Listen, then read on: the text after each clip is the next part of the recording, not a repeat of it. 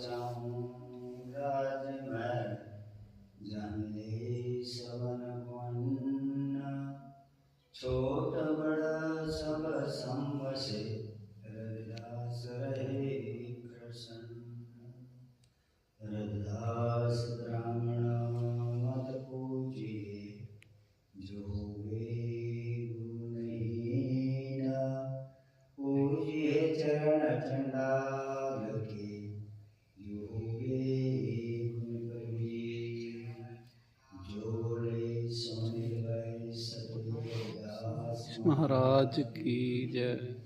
सतगुरु स्वामी शरणदास महाराज की जय। सही संत रामानंद महाराज की जय। सर्व संत समाज की जय। श्री गुरुदास की अमर है, श्री गुरुदास की अमर है। जय गुरुदेव धन गुरुदेव। जय देव जय गुरु प्रेमी हो। आज हम लोग सदगुरु रविदास महाराज जी ने हमारे जीवन के बारे में जो समझाया, प्रभु परमात्मा के बारे में जो उन्होंने समझाया, हम लोग सदगुरु रविदास महाराज के हमारे विष्ट देवत कुल देवत सदगुरु रविदास महाराज जी, उनके वंशज, उनकी विचारधारा संसार में बहुत तेजी से उसका प्रचार हो रहा है। बहुत सारे संत महापुरुष, बहुत सारे संगठन,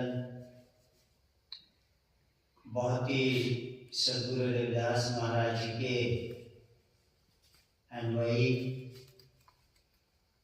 सदगुरु रविदास महाराज जी के विचारों का, वाणी का प्रचार कर रहे हैं। लगभग सदगुरु रविदास महाराज जी का 650 के करीब जन्मों के उन्होंने संसार में जब ज्ञान प्राप्त किया तो इस समाज को ज्ञान से दूर रखा गया, इस समाज को सम्मान से ही दूर रखा गया, भाव भक्ति से भी दूर रखा गया।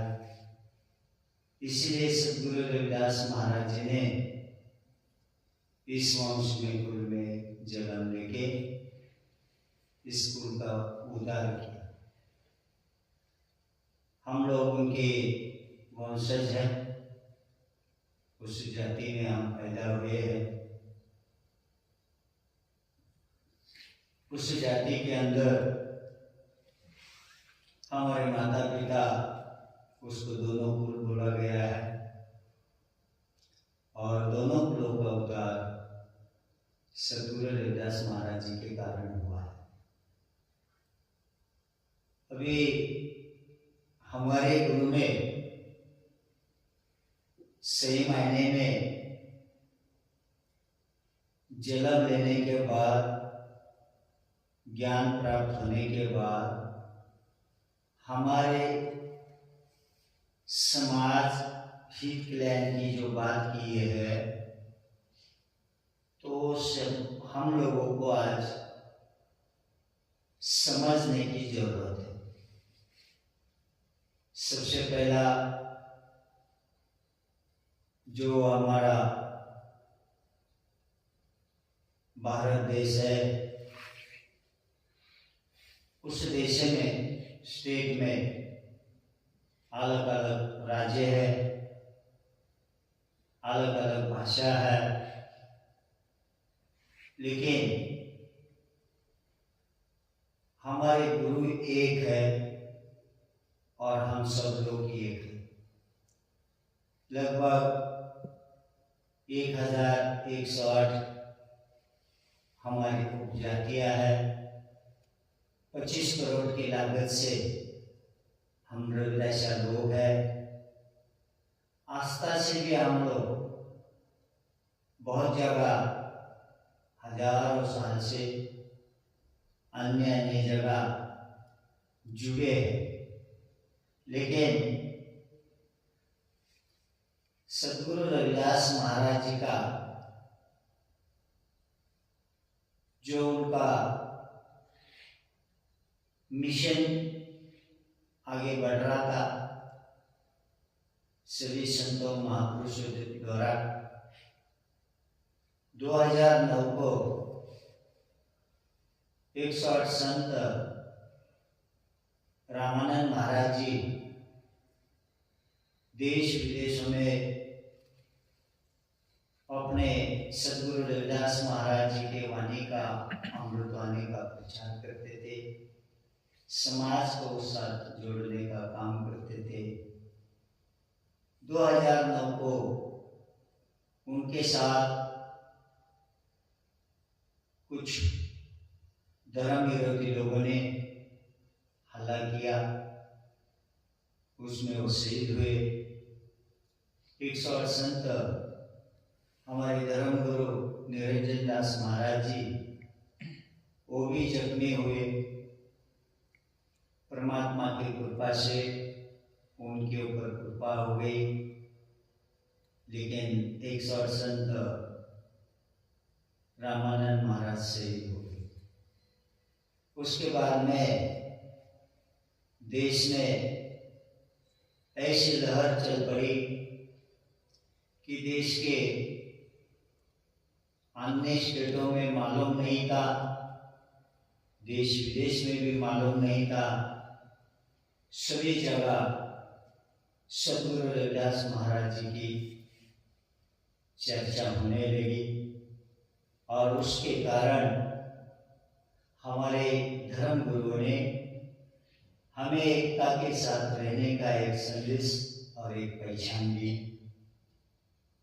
तब से अखिल भारतीय रविदासा धर्म संगठन 2010 को काशी जन्म स्थान सद्गुरु रविदास महाराज जी के धर्म स्थान से, प्रार्थना स्थल से हमें धर्म की पहचान मिली। तब से 108 संत निरंजन दास महाराज जी ने हिंदी भाषा के कारण दक्षिण में हम रहते हैं, वहाँ पर देश में बहुत जगह भाषा का फर्क अलग अलग है, तो हमें उन्होंने ड्यूटी लगाई। अखिल भारतीय रविदासा धर्म संगठन का राष्ट्रीय अध्यक्ष पद उन्होंने हमें दिया और महाराज जी के द्वारा बताया गया कि आपको हर स्टेट में जाकर अपने समाज को सद्गुरु रविदास महाराज जी की वाणी का प्रचार करके उसके साथ समाज को जोड़ना। तब से हम देश के अंदर सभी स्टेटों में जाकर सद्गुरु रविदास महाराज जी के अमृत वाणी का प्रचार करते करते मिशनरी विचारधारा के साथ समाज को समझाना और उस विचारधारा से जोड़ना हमारे भाग्य में वो मौका मिला। अभी तक हम लोग कर रहे हैं। आज हमें अन्य स्टेटों से अनेक विषय पे लोग डिस्कशन करते हैं, चर्चा करते हैं। धर्म के बारे में हमें पूछते हैं कि धर्म आपका रजिस्टर है, या धर्म के बारे में क्या क्या प्रॉब्लम है, वो समाज के द्वारा पूछा जाता है। देश में धर्म कोई भी रजिस्टर अपने इंडिया में नहीं है। धर्म की जो आस्था है, अपने अपने गुरुओं ने दिया हुआ मार्ग, अपने अपने गुरु ने दिया हुआ संदेश उपदेश, उसके साथ लोग जुड़े हैं। वो जो विचारधारा है, लगभग हजारों साल से धर्म और परमात्मा के नाम से समाज को समझाया जाता है। अपने अपने गुरुओं ने समाज को जीवन अगर मिला है तो जीवन के कर्म अच्छे होने चाहिए। जीवन में हमें अच्छे कर्म करके अच्छे इंसान बनकर जीवन का भवसागर पार करना चाहिए। संत और महापुरुषों का ये उपदेश है। तब से ये धर्म जो है, गुरुओं ने देखा, महापुरुषों ने देखा कि समाज के कुछ हित की बात इसमें नहीं है, तो उस चीज को गुरुओं ने विरोध किया, संत महापुरुषों ने विरोध किया। तब उस परंपरा को जब विचारों का टकराव होता है, तब उसमें से मंथन होता है। अगर हमारे हित की बात नहीं है तो गुरु लोगों से द्वारा, उनके माध्यम से, उनके द्वारा हमें जो संदेश आते हैं कि इस चीज के बारे में कि भाई हमें जब हमारी कोई चीज फायदे की नहीं है तो उसको सिर के ऊपर लेकर चलना हमारे लिए कोई फायदा नहीं होता है, तो नहीं चलना चाहिए।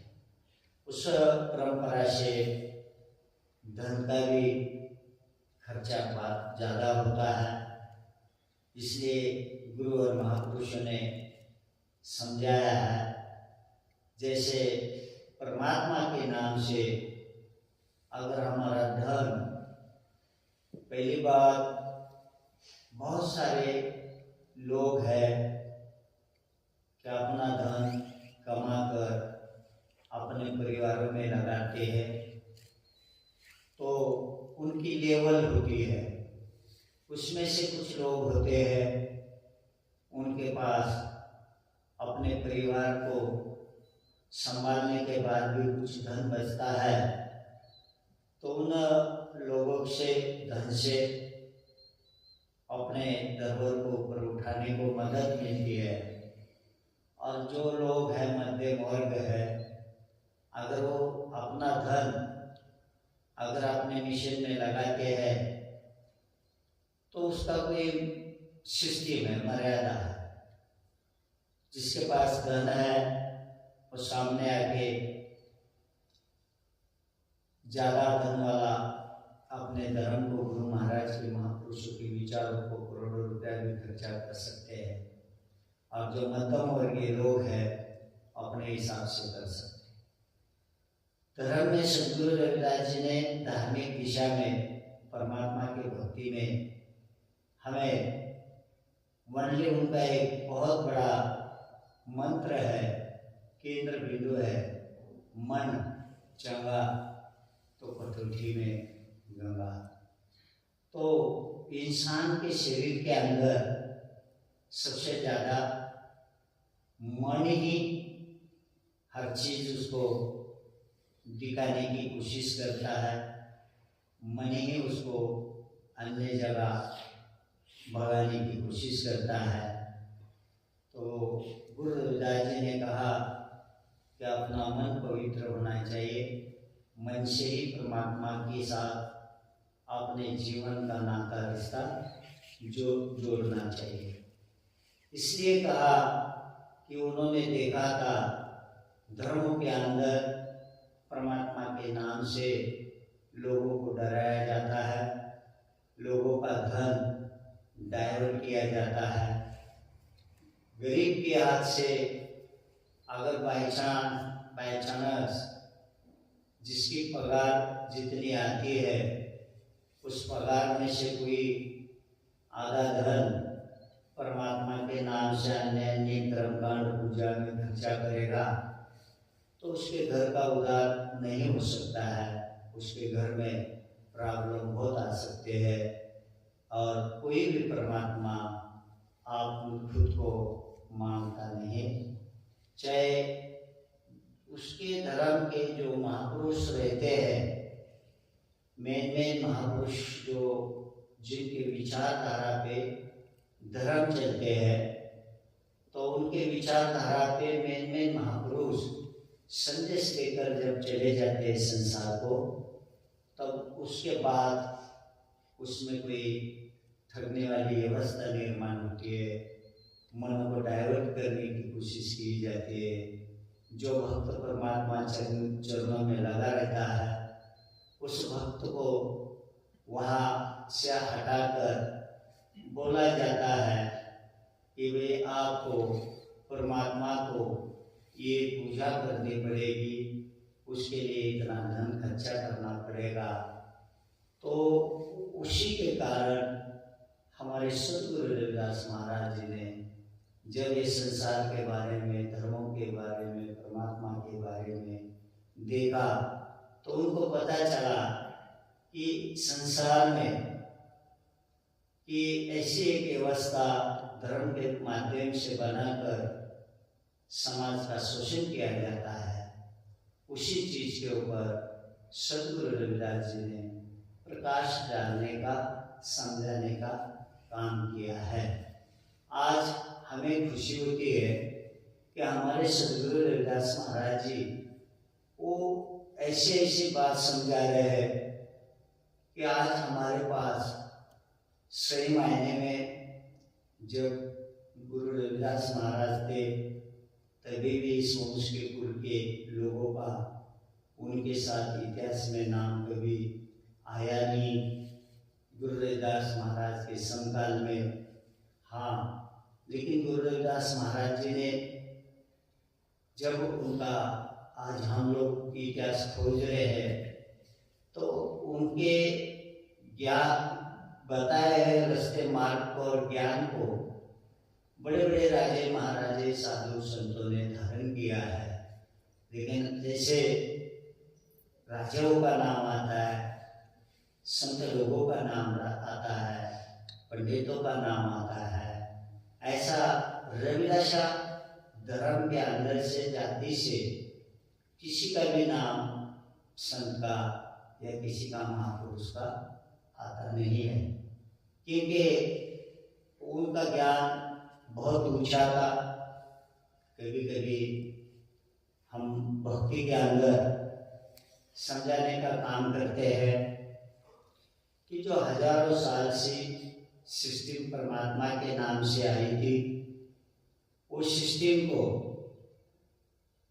जिनके द्वारा परमात्मा बताया जाता था, जिनके द्वारा परमात्मा के बारे में, सिस्टम के बारे में सब व्यवस्था कैसे समझाया जाता था, तो उनके माध्यम से मुझे लगता है कि पूरा परमात्मा के बारे में समझाया नहीं गया, अधूरा ही उन्होंने परमात्मा के बारे में समझाया। तो एक उदाहरण हम देते हैं, परमात्मा के बारे में जैसे उनके पास जो ज्ञान था, तो दूध से दही होता है, तो हजारों साल की व्यवस्था परमात्मा के बारे में, परमात्मा के बारे में दूध और दही तक की चर्चा करते थे। लेकिन सदगुरु रविदास महाराज जी एक जब इनको ज्ञान प्राप्त हुआ तो संत शिरोमणि पदवी मिली, तो दुनिया में देश में कहीं भी संत को संत शिरोमणि पदवी नहीं मिली। केवल एक ही संत है, वो है हमारे सदगुरु रविदास महाराज। जब उन्होंने अपने ज्ञान प्राप्ति के बाद परमात्मा के बारे में समझाने का संसार में काम किया, तो आज तक हजारों साल की परंपरा जो हिंदुस्तान में हिंदू धर्म था, सनातन धर्म था, साधु संत थे, महापुरुष थे, उनके द्वारा जो समझाने का जो काम किया गया, दूध से दही तक हुआ। और उसी परमात्मा शक्ति को समझाने में सदगुरु रविदास महाराज जी ने काम किया कि दही को आप घुसड़ो तो उसमें से मक्खन निकलता है, और मक्खन के बाद घी बन जाता है। जब घी को आप गर्म करोगे तो उसके बाद आगे कुछ नहीं है, उसको खाना ही पड़ता है। ऐसे सदगुरु रविदास महाराज जी ने परमात्मा के बारे में जैसे तीर्थ स्थानों का उन्होंने नाम लिया, जैसे वेद पुराणों का नाम लिया, तब सदगुरु रविदास के मुख से निकलता है नाना वेद पुराण 34 अक्षर माही। यानी उन्होंने वेद पुराण जब पढ़े तब उनको लगा कि इसमें मेरे हित की कोई बात नहीं है, तो उन्होंने उसके आगे जाके 34 अक्षर की बात की। और जब लोग 10 18 17 40 खानी यही वर्तन है सगल संसारी, तो उनका जो परमात्मा के बारे में समझाने का काम था, 10 और 8 का 18 पुराण और 68 तीर्थ, वही तक वो परमात्मा की बात करते थे। लेकिन सदगुरु रविदास महाराज जी ने उससे उठकर बात की कि परमात्मा की सिस्टम के बारे में ये लोग कहते थे उसी में परमात्मा है, और इसी ने निर्माण संसार को किया है। तो निर्माण संसार को जो किया है, सभी धर्मों के महापुरुषों के फॉलोअर बोलते हैं कि कोई बोलता है ये मेरे गौर ने निर्माण किया है संसार को, कोई बोलता है मेरे अल्लाह ने किया, कोई बोलता है हमारे ब्रह्म विष्णु ने किया, कोई बोलता है कि मेरे वाहिगुरु ने किया है। लेकिन सदगुरु रविदास महाराज इसी जगह परमात्मा का सिस्टम के बारे में बता रहे हैं। 10 18 चारी खानी यही वरदान है सगल संसार। तो वो 10 8 68 तीर्थ तक रहे, और सदगुरु रविदास संसार की पूरी व्यवस्था परमात्मा की सिस्टम के बारे में आगे की बात बता रहे हैं। तो ये 4 खानी जो गुरु महाराज जी ने बताया है, जैसे कि एक जीव 2 शरीर एक होते हैं, केवल मानव ही नहीं है, बहुत सारे जीव है। जब 2 शरीर एक हो गए तो एक जीव निर्माण होता है। एक उन्होंने उसको पिंडस बोला। उसके बाद में जैसा अंडे से जन्म होता है, तो केवल मुर्गी ही अंडा देती है ऐसा नहीं है, उससे ही जन्म निर्माण होता है ऐसा नहीं है। बहुत सारे जीव है कि अंडे में से भी निर्माण होते हैं। उसके बाद में सदगुरु रविदास महाराज ने उष्मत का, जैसे कि एक जीव हीट से उष्णता से निर्माण होता है, उसका भी उन्होंने वर्णन किया। और एक जीव बीजक से, जो उसका नाता धरती से है। जो भी आप धरती में डालोगे वो बीज जो है, चाहे घास का भी बीज है, फल फ्रूट का भी बीज है, अनाज का भी बीज है, हर चीज धरती से जो ऊपर आता है जमीन से, वो बीजक है। तो उसका एक उन्होंने बताया। तो ये सिस्टम जो देखा जाए तो सचमुच सदगुरु रविदास जी ने जो बोला गया है वो सही बात यहाँ संसार के सिस्टम को लगती है। लेकिन जो लोगों ने बोला, किसी ने बोला कि मुंह से निकल गया, किसी ने बोला भुजाई से निकल गया, किसी ने बोला तो यहाँ से पैर से निकल गया, तो वहां से तो कोई किसी का जन्म आज भी नहीं होता है। लेकिन सदगुरु रविदास महाराज जी ने बहुत सारा निचोड़ निकालकर आज हमें संसार की सिस्टम, परमात्मा की सिस्टम के बारे में बताने का काम किया है। जैसे उन्होंने आरती में भी बोला गया है, जैसे तेरो किया तुझे किया को, क्योंकि ये सब परमात्मा आपने ही निर्माण किया है, आप कहिए कि आपको क्या चढ़ाऊं मैं। तो वो कहते हैं ये सब चीज झूठी भी है, चढ़ाने लायक पवित्र चीज कोई चीज नहीं है। तो उस जगह सदगुरु रविदास जी ने कहा है पूजा के ऊपर चढ़ाने के लिए, तो ना उन्होंने फूल की बात कही, ना तीर्थ स्थान की जैसे जल की बात कही, ना उन्होंने दूध की बात कही, ना उन्होंने निवेदन की बात कही। तो ये सब चढ़ावा जब परमात्मा को चढ़ाया जाता है तो उससे परमात्मा को कोई उससे फायदा नहीं है, वो खाता नहीं है।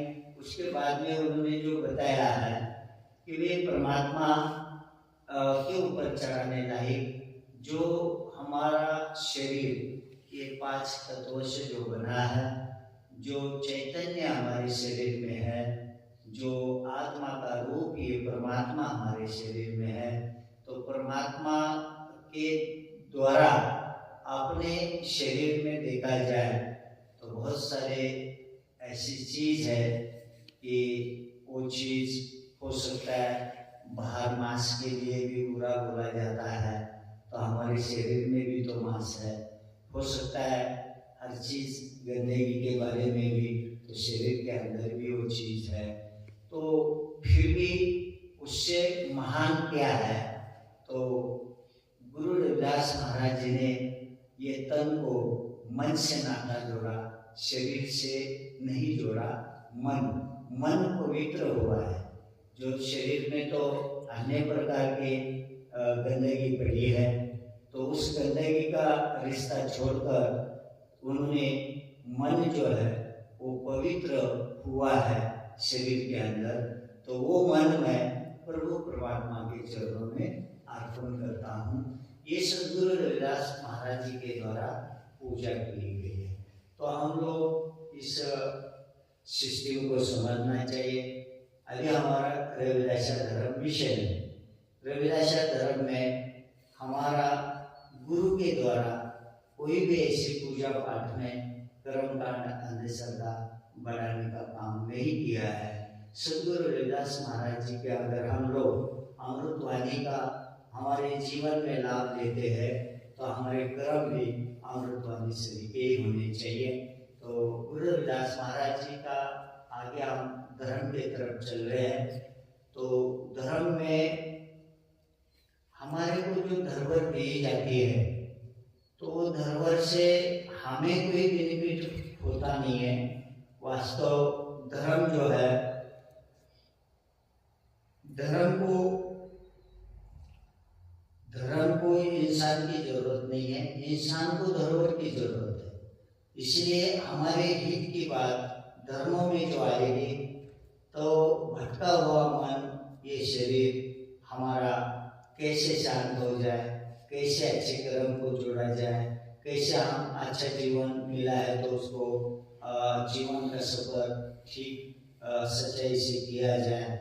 ये धर्मों में सबसे अच्छा इंसान को एक अच्छे कर्म के साथ, अच्छे ज्ञान के साथ, अच्छे विचारों के साथ, अच्छाई जो है उसके साथ इंसान को जोड़ना चाहिए। अब ये धरोहर को आगे लेकर जाना है तो कोई भी धरोहर मिशनरी विचारधारा ऐसी नहीं होती है कि बिना सहयोग से वो आगे चले। धर्म को सब जरूरत है। धर्म के लिए हमारे फॉलोअरों ने कुछ इसके ऊपर चिंतन करके प्रचार करने की भी जरूरत है। हमारे फॉलोअरों को इसके अपने कमाई से बिना डरे, जैसे डराकर धर्मों को धन लिया जाता है कि इंसान जब जैसे ये सृष्टि संसार इसका मौसम एक शरीर का नहीं रहता है, कभी कम ज़्यादा होता है। कभी धूप ज़्यादा होती है, कभी बारिश ज़्यादा होती है, कभी ठंड ज़्यादा होती है। ऐसे इंसान के साथ अपने जीवन में शरीर में सुख दुखों का भी खजाना भरा रहता है। तो दुख हुआ तो हम ज़्यादा दुखी होते हैं, तो सुख हुआ तो हम उसको सुख रहने के बाद मिलने के बाद हम उस तरफ रिटर्न नहीं ज़्यादा देखते हैं। तो हमें ये सभी को सुख दुख से उठकर सभी को एक ऐसी अवस्था के साथ चलने की जरूरत है। ना दुख को भी हम लोगों ने ज़्यादा डरना नहीं चाहिए। जब सुख मिला तो उसमें भी बहुत ज़्यादा हमें ऊपर उठकर आनंद मानना नहीं चाहिए। तो सभी को सामने संभालते हुए इस सिस्टम को आगे चलना चाहिए। तो सुख दुख सभी होते हैं, लेकिन इसके कारण इंसान जब दुख आया तो अच्छे महापुरुषों के पास जाने की कोशिश करेगा, मंदिरों के पास जाने की कोशिश करेगा, वहाँ अपना दुख वहाँ रखने की कोशिश करेगा। तो इसका सबसे बाहर से, जैसे सदगुरु रविदास जी ने कहा है, सोकच जाने पीर पराए, जाके अंदर दर्द न पाए। तो बाहर से हमारे अंदर की खोज पराया को ज़्यादा पता नहीं रहती है। तो ये जो है हमारे लोग जो है अपना दुख अपने को ही उसका निवारण करना पड़ता है। तो ऊपर अगर उठना है तो हमारे कहाँ कहाँ गलतियाँ होती है उसको देखने की जरूरत है। अगर मिला है तो हमें ज़्यादा उसको कैसे अच्छी तरह से संभालना चाहिए उसकी भी जरूरत है। तब ये लेवल से चलना इंसान का धर्म है।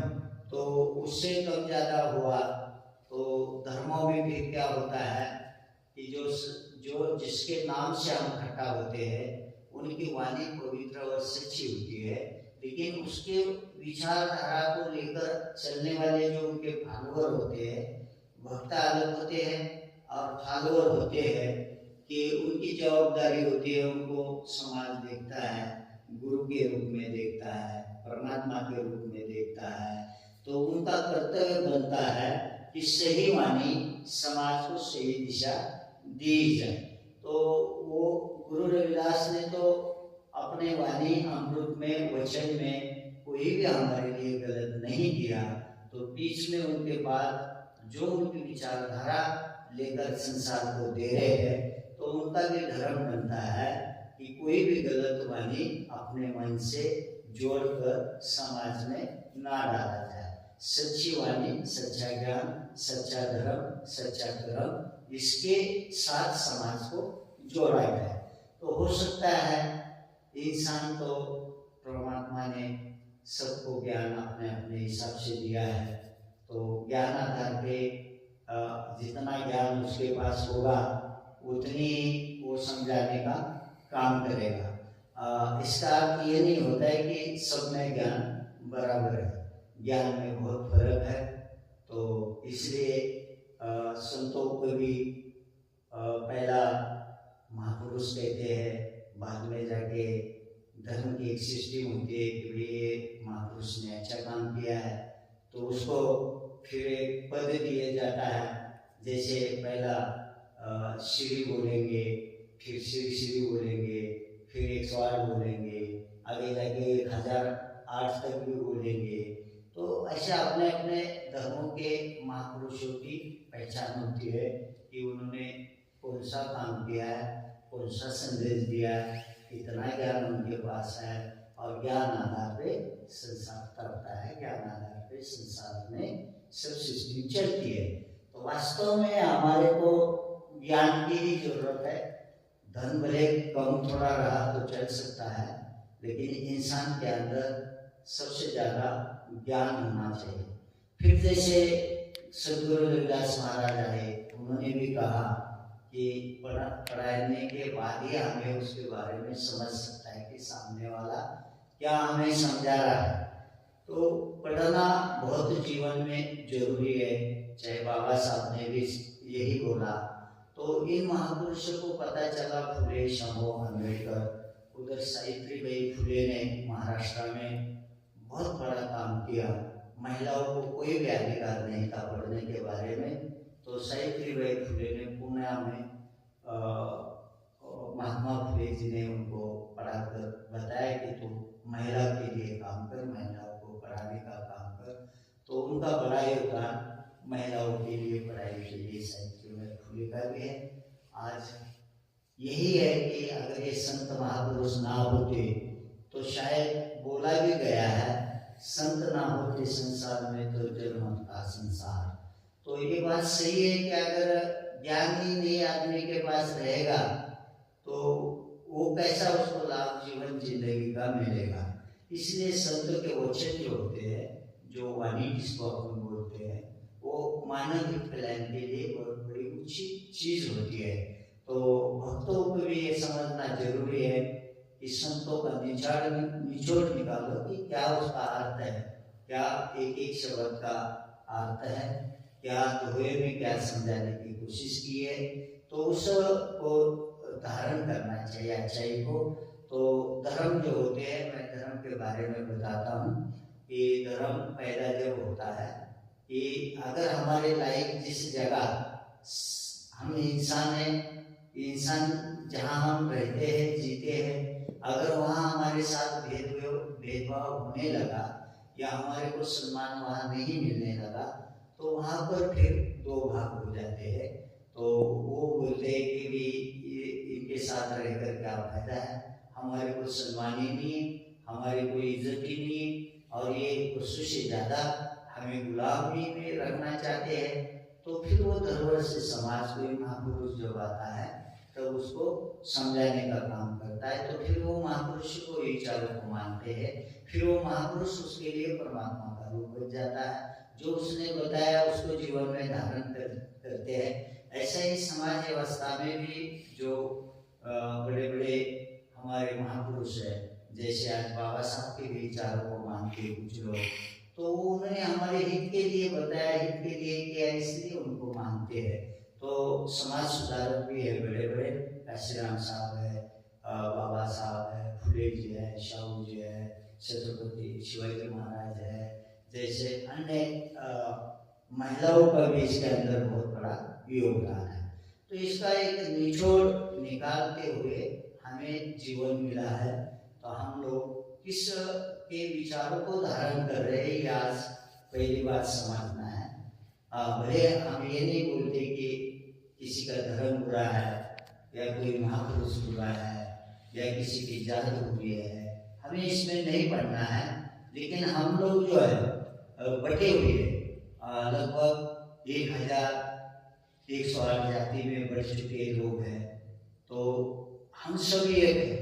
अगर सोने से, जैसे सदगुरु रविदास महाराज जी ने भी इसका वर्णन किया है कि सोने से जैसे टुकड़ा होकर दागिना बनता है, तो ऐसा ही परमात्मा और अपना रिश्ता बताया गुरु महाराज ने भी। तो हम हमारे घरे सोने से अलग अलग गहने बने हो, ऐसे ही हमारे अलग अलग कर्म करने से उपजा के बनी हो। तो हमें ये समझना है कि भी हम भी अलग नहीं है, हम सब एक है।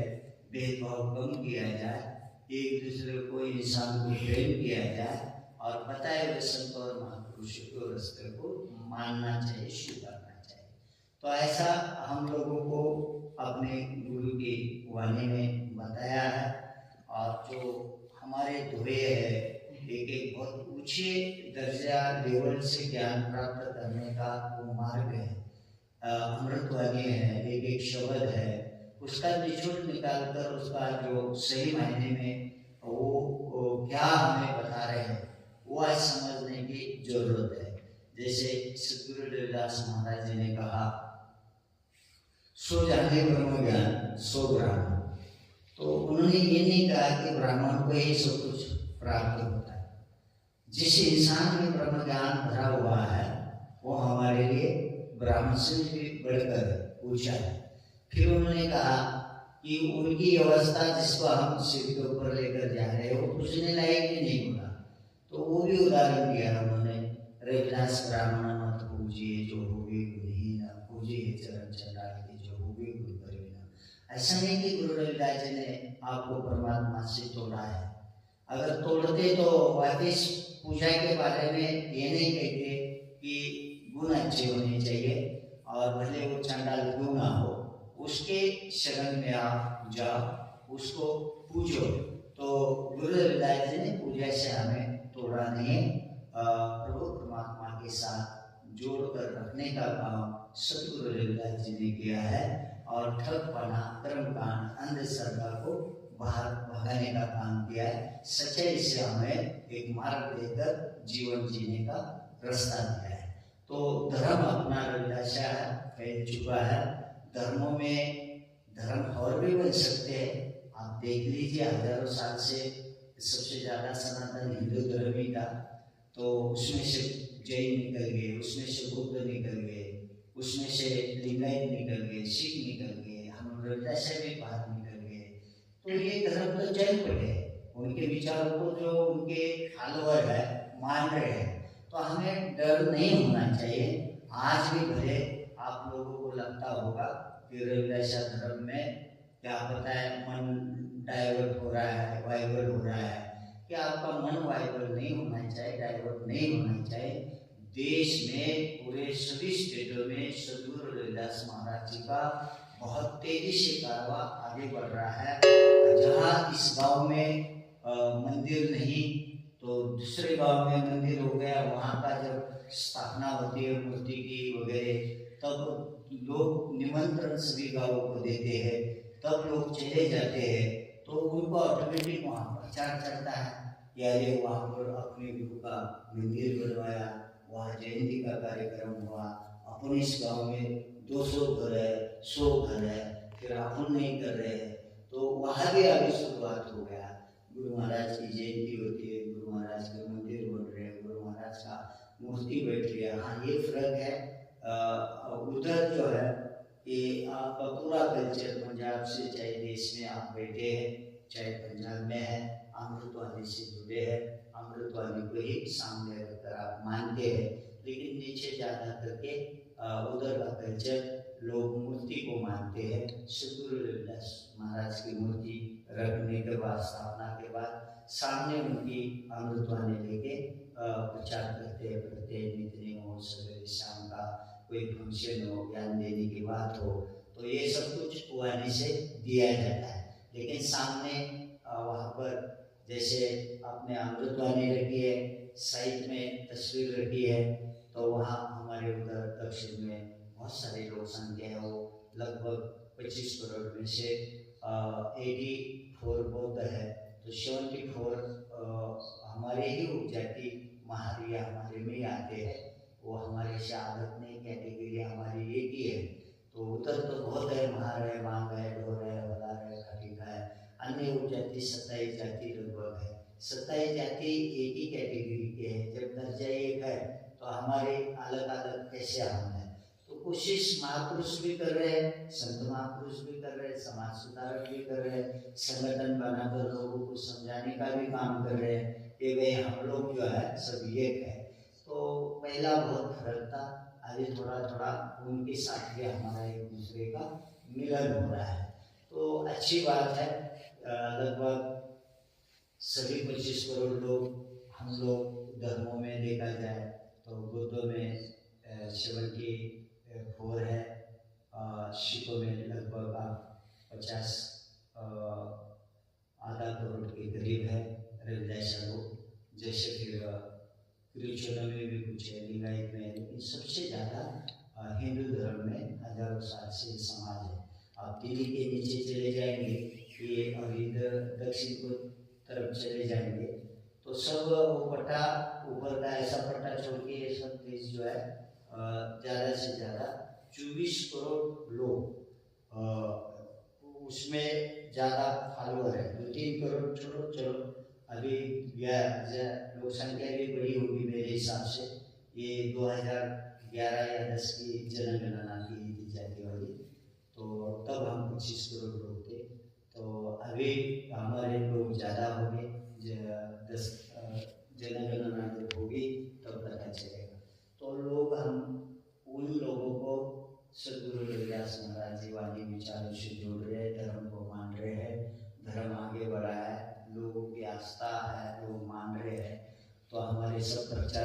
संतों और महापुरुषों को कैसे इसका मिलन किया जाए, मिलजुल के एक होके समाज को समझाने का काम करने की जरूरत है। तो मुझे खुशी हुई कि जर्मन के गुरु घर ने और ग्लोबल रविदासा ने मुझे पेपर भेजे थे। मैं इस प्रचार के लिए फिलहाल यूरोप में सभी जगह हूँ। अभी तो आपके इटली के अंदर हूँ। शायद 11 तारीख को मैं जर्मन जाऊँगा वापिस। उसके बाद जहाँ और फंक्शन होंगे मेरे वहाँ हम जाएंगे और वापिस मेरा 22 तारीख के बाद इंडिया के लिए है। तो मुझे खुशी हुई आप लोग अपने धरोहर को यहाँ तक लाए हैं, अपने कमाई का हिस्सा भी धर्म को दे रहे हैं। तो बहुत ही अच्छा लगा। तो मुझे तीसरी बार यूरोप की धरती के ऊपर आने का मौका मिला है। तो आप लोगों को जब देखता हूँ तो सबसे ज़्यादा तो सिस्टम में बंधे हुए लोग हैं, क्योंकि आपको इंडिया होता है तो चलो महापुरुष आया तो करो छुट्टी चलता है, लेकिन आपको छुट्टी ऐसी नहीं कर सकते हैं। तो सिस्टम के हिसाब से आप लोग चलते हैं। इसलिए मन में मेरे आया कि मैं एक घर में सोकर खाकर, खाना संभालने वाले तो बहुत अच्छे लोग हैं, किसी ने मुझे ऐसा नहीं कि नहीं मुझसे प्यार किया, लेकिन मेरे मन में आ रहा था मैं वापिस एक बार संगत के साथ बैठकर कोई बातचीत कर या कोई उनके मन में भी कुछ होगा तो शेयर कर सकते हो, बता सकते हो, उनका पूछ सकते हैं। इसलिए आज शाम को 7 बजे से 8 बजे तक इस गुरुघर में अपना समय रखा था विचार गोष्ठी का। तो खुशी हुई। मैं वापिस इस गुरुघर के कमेटी को और यहाँ की संगत को कोट बधाई देता हूँ। और 6 और 7 दिसंबर को पुणे में अपने धर्म गृह के वहाँ का दक्षिण का बड़ा केंद्र है वो, तो वहाँ पर फंक्शन होता है, तो आपको निमंत्रण देता है। तो अगर आपको लगता है कि उस समय नहीं आ सकते तो आप कभी भी पंजाब आते हैं तो महाराज जी को भी पूछेंगे कि महाराज पुणे जाना है, तो वो बराबर आपको गाइड करेंगे कैसा जाना है क्या जाना है। तो निमंत्रण दे रहा हूँ और बहुत ही मुझे अच्छा लगा। सभी गुरु भक्तों के ऊपर परमात्मा यानी निर्गुण निरंकार वास्तव और महापुरुष की विचारधारा और शरीर का रिश्ता है, उसी में जो आत्मा का रूप है। तो इसी शक्ति से आपके सभी के परिवार सुख शांति से अच्छे रहे और मिशन को आप आगे बढ़ाइए। अगर आपको कुछ लगता है तो कभी भी आप हमें फोन कर सकते हैं, धर्म के बारे में चर्चा कर सकते हैं। तो 108 संत निरंजन दास महाराज जी धर्म गुरु है और चेयरमैन है धर्म के, और मैं राष्ट्रीय अध्यक्ष हूँ। मेरे साथ और रविदासा धर्म की कमेटी है। हम पूरे देश दुनिया में लोग अपने मिशन को आगे बढ़ा रहे हैं। आओ मिलजुल के एक रहिए, एकता के साथ रहिए और अपने मिशन को आगे बढ़ाइए। इंसान में गलतियाँ हो सकती है, टारगेट मत करना, उसको उसके टारगेट से अपने मिशन को टारगेट नहीं करना। मिशन के अंदर कोई खराबी नहीं है। गुरु रविदास महाराज के अंदर कोई हमारे लिए खोटी चीज़ नहीं है। उन्होंने बहुत सही मार्ग दिया है। कर्मकांड अंधश्रद्धा से उठकर पवित्र विचारों को रिश्ता जोड़ने का मार्ग उन्होंने दिया है। तो हम सब लोग मिलके सदगुरु रविदास की विचारधारा में चले, यही संदेश मेरा आप सबको है।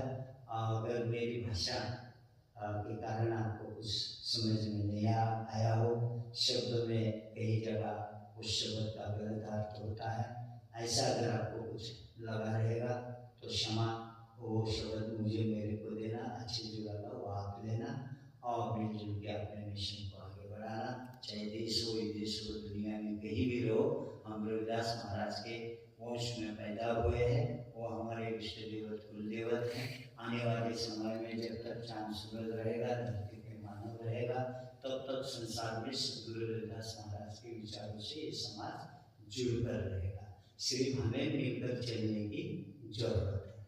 जो बोले सोने भाई सतगुरु दास महाराज की जय। सब संत समाज की जय। सतगुरु रविदास की अमर है, सतगुरु रविदास की अमर है। जय गुरुदेव, धन गुरुदेव। जय भीम, जय भारत, सतनाम।